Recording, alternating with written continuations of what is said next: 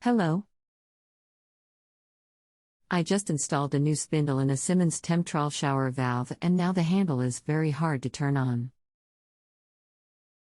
Any suggestions? Welcome, my name is XXXXXX I will do my best to help with your issue. Have you tried loosening the packing nut? Hello, Rick. Thank you for your reply. I have not tried anything yet as I was looking for advice. I had a plumber install the spindle and now when I go to turn the shower on it is very hard to turn on. Also you have to turn it much higher to get hot water than before. Okay, chances are he cranked up the packing nut too much. Do you know where the packing nut is? Okay, I can try that. Which one is the packing nut? It is just behind the turn-on valve.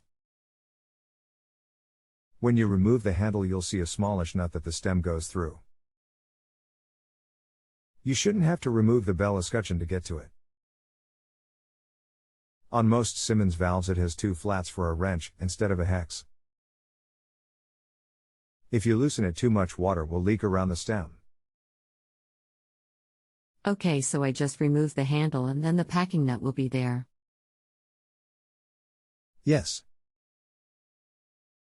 So I should just loosen this nut a little bit.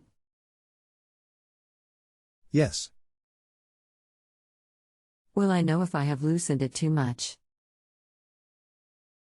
Water will leak around the stem at that point. Okay, thank you so much. And I will use channel locks to loosen. You're welcome. So you want it snug so it doesn't leak but not so tight that you can't turn the handle. You can use channel locks but a crescent wrench is probably better. Thank you so much for the help. I will try this. My pleasure. I will give you excellent rating. Hopefully this works. Oh. How about the water getting hot at a later point? As in the handle has to spin farther to get hot. If a plumber installed the replacement then this should be the only issue. Great. Is the handle in the same spot when the valve is closed?